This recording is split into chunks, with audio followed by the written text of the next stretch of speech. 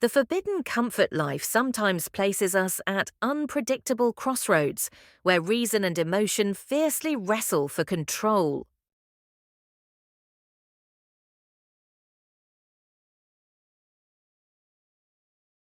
This story is about Sarah, a young woman who loses her husband too soon, and Liam, her brother-in-law, a man constantly torn between his secret love and family obligation.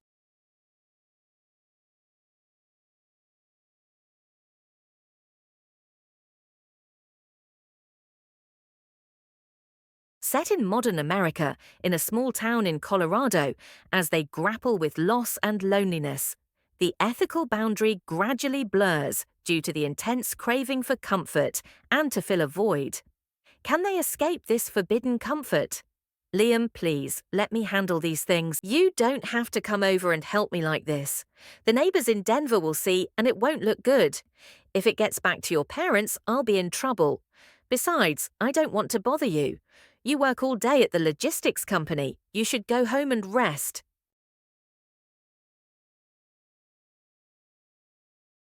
I feel very awkward with you helping me like this.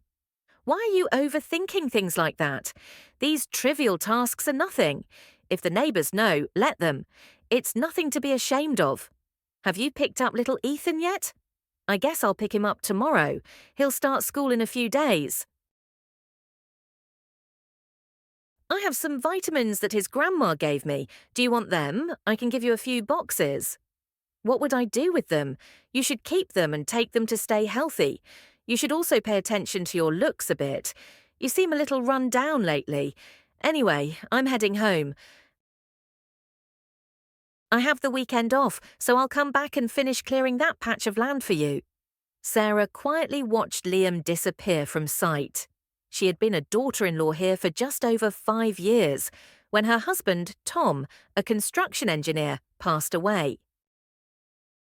The couple had worked hard, bought a piece of land, and built a small house at the beginning of the town. Before they could enjoy their new home for long, Tom had a traffic accident. Liam was her brother-in-law, 5 years younger than Tom, but 1 year older than Sarah. Liam was a gentle and kind young man. Since his brother passed away, Liam had taken over all the heavy and odd jobs for his sister-in-law. In Sarah's heart, Liam was something indescribable. Liam resembled her husband, from his personality to his face, from his gestures and actions to his affectionate smile. Because of this, in this sister-in-law and brother-in-law relationship, Sarah always felt a confusing, intangible feeling that emotionally attached her to him. Liam himself felt the same way. When he worked at the logistics company before Sarah got married, not only his brother but Liam himself had been fond of Sarah. Both brothers had feelings for Sarah, but Tom was the one who was more decisive and determined to marry her. In a small corner of his heart, Liam still harbored feelings for Sarah. And now that his brother was gone, the woman he once loved was his sister-in-law. The faint flame of Liam's affection was still burning Although he knew in his heart he still liked Sarah, Liam did not show it in an obvious or rushed manner. He expressed it through very concrete actions. Both big and small tasks, Liam eagerly jumped in to help her. One reason was his love for his nephew and pity for his lonely and disadvantaged sister. The other was that Liam himself was attracted to the sister-in-law who possessed a natural charm hard to find in any other girl. Sarah always appeared hesitant and shy when facing Liam. Her gaze toward Liam always carried a sense of awkwardness, but she understood that Liam was too much like her husband. Sometimes, looking at Liam, she mistook him for her husband still being alive. She feared the neighbors would notice and judge her negatively, but the fate of a daughter-in-law far from home, whose husband died early, with no relatives or friends around, made her wonder where she would turn if not for her husband's family. Therefore, she often just kept her distance and maintained propriety with her brother-in-law, but she couldn't understand why Liam had been paying more attention to her and her son lately.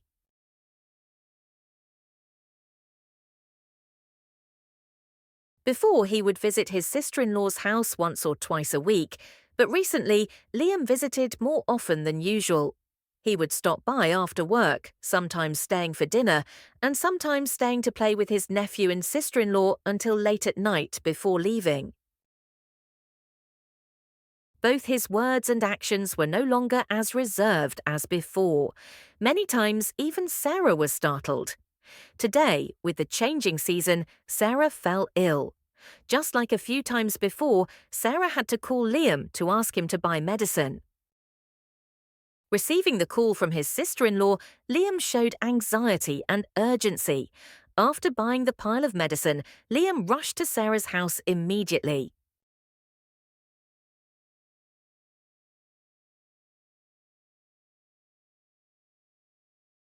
"Are you all right? Why are you so weak lately, constantly getting sick? You won't be a person much longer if this continues." Liam placed his hand on Sarah's forehead to check her temperature, his face showing concern. Sarah whispered, "I'm fine. Thank you, Liam. Without you, I wouldn't know who to call. I'm bothering you too much. I'm very ashamed." "Please stop talking like that. We are family. Don't be so formal. Now, lie down and rest. I'll cook you some porridge to eat, and then you can take your medicine." Liam quickly cooked some hot onion porridge and carried it to Sarah's bedside. He gently helped Sarah sit up and fed her one small spoonful of porridge at a time. Suddenly, tears welled up in Sarah's eyes.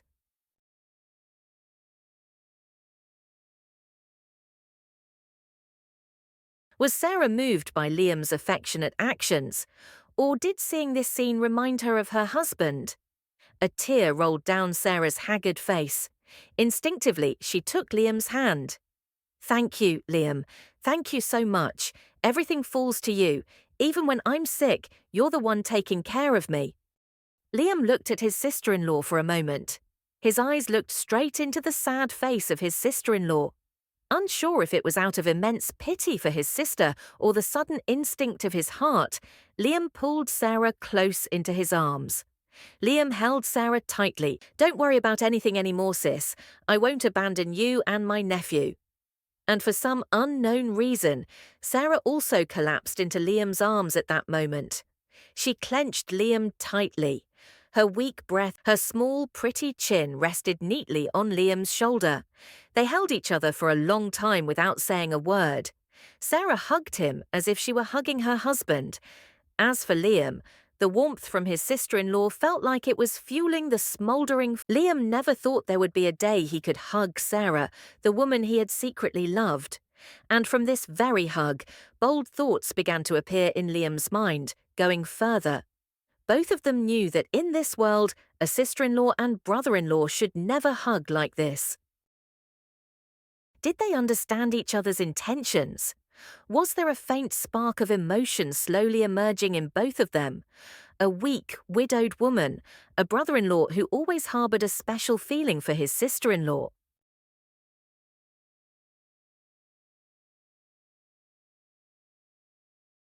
Could they escape the temptation of this yearning? Would they stop longing to burn with passion together just once? "Do you need me to stay tonight? I'm worried you'll be alone. It would be bad if something happened." "It's okay. I'll feel fine after I take my medicine later. You don't have to worry. Go home and have your dinner. If anything happens, I'll call you later, okay?" "Then please rest. I'm heading home. I apologize for what I just did." Sarah looked. "Thank you, Liam. Don't worry about anything anymore." Liam smiled lightly, showing understanding, then turned to leave. But just as he turned, and before he could take a step, Sarah pulled Liam's hand. "Can you hug me one more time?" He didn't understand her purpose, nor did he understand why she had such an intention. He knew that her face was showing confusion and attachment. Once again, she squeezed her brother-in-law tightly one more time. More surprisingly, Sarah placed a kiss on Liam's cheek. He was stunned and dazed. He still couldn't believe what was happening.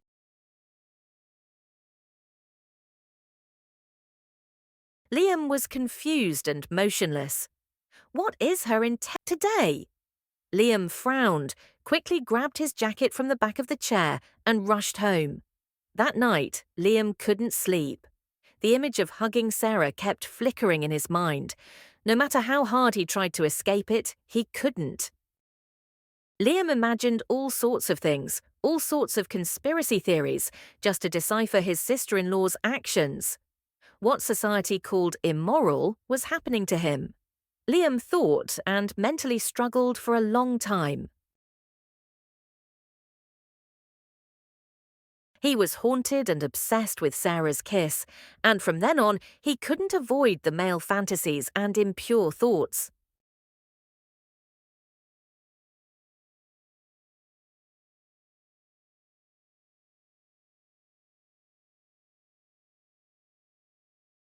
And since that night, Liam no longer saw the pure image of a sister-in-law. Accompanied by it were the desires and cravings to cross the line with the very sister he had loved for so long.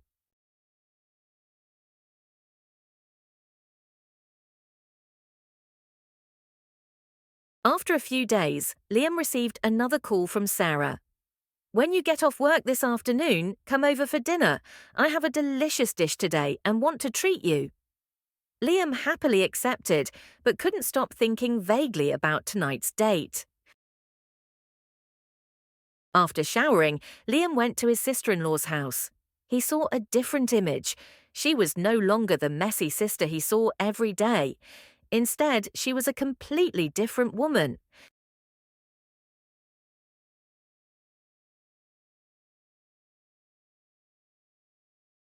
Sarah was more meticulous in her dressing, neater with her hair, and her outfit today had a hint of daring and sensuality.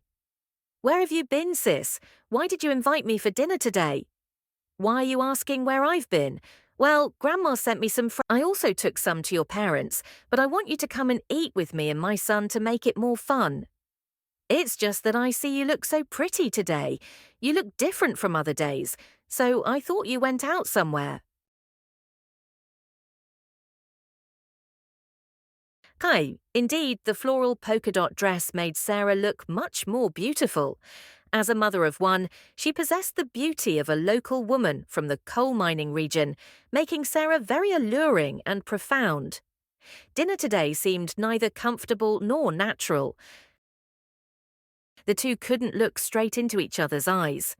Every time their eyes met, Sarah and Liam would secretly smile as if there was something unspoken. "After dinner, would you mind helping me fix the range hood in the kitchen?" "Yes, please go ahead and eat, sis. I'll wash up later." Liam was indeed flustered. Even though he didn't want to look at his sister-in-law, her figure across the table kept catching his eye. All this confusion was truly caused by her previous hug and kiss.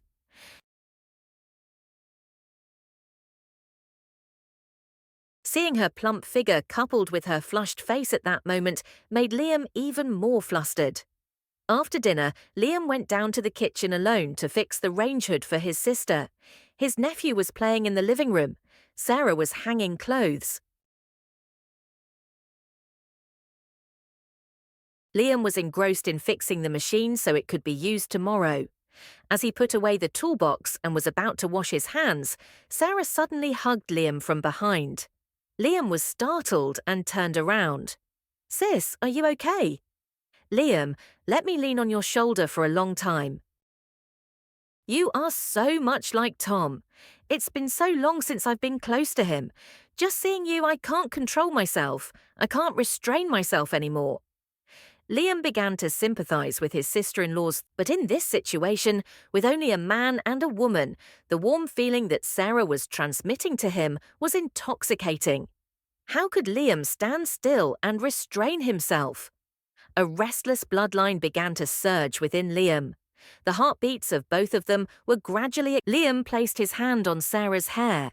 He stroked her head, following the chaotic circle of emotions in his mind. And when he couldn't control himself anymore, Liam gave Sarah a passionate lip-to-lip kiss. In response to this sudden action, Sarah also gave Liam a sweet and intense feeling. They held each other tightly, intertwined wildly. The feeling of a secret and slightly incestuous act made everything inexpressible. All the craving, all the longing for her husband, Sarah poured out onto her brother-in-law. Liam was satisfied with his wish. The nights of dreaming and relief with Sarah had finally come true. And when emotions were out of control, what was bound to happen did happen.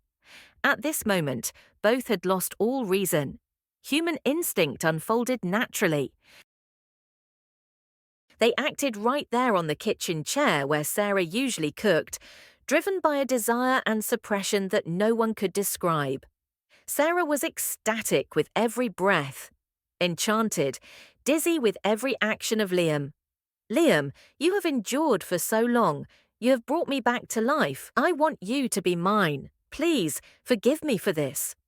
Not only Sarah, but Liam was also experiencing moments of ecstasy that only Sarah could bring him. A vague relationship with no moral framework was taking place. So both of them let it burn with an endless feeling. Liam said, "I won't let you be lonely or disadvantaged, sis. Whenever you need me, just tell me."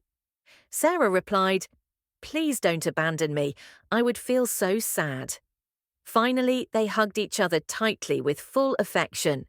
Liam reached out he picked up the clothes from the floor and put them back on her. He was attentive and doting. Sarah was intoxicated with Liam's excellent ability. She felt she had found a safe place, a place to pour out all her worries and suppressed feelings. After everything was finished, both went upstairs to sit and play with her son. They looked at each other and smiled with satisfaction.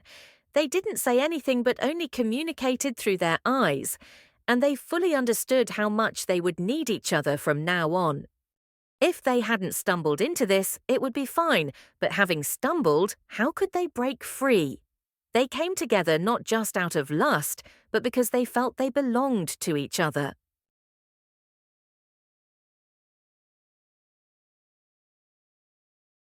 Even though they knew it was morally wrong, from another perspective, they deliberately chose to be selfish to fill the void that had existed for so long, and they didn't want either of them to be disadvantaged or lonely. And so they felt that this was meant to happen. The downward spiral would sink deeper and deeper. That cruel delusion would probably never be enlightened. Both forgot everything, forgot the value of human morality, forgot the wrongfulness of their actions which could explode at any time. Sarah and Liam only thought about their craving. Everything else was irrelevant. Little Ethan was too young to realize that his mother and his uncle were doing something wrong. Many times, because of excessive ecstasy and delusion, both went too far, losing all control. Inhumanity was strongly developing in these two people, a girl with a deep and kind personality, a gentle mother, a decent and respectable young man. Yet once involved in this, everything could. This story offers a painful lesson about the importance of establishing and maintaining moral boundaries in family relationships, especially after significant loss.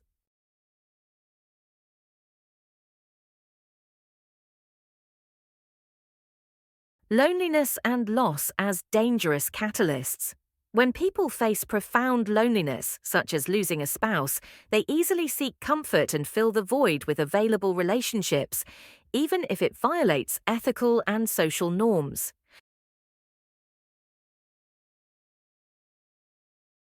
Similarity cannot replace morality. Liam's resemblance to Tom in personality and appearance became an excuse for Sarah to lean on him. But this action crossed the line of family affection, leading to moral decay.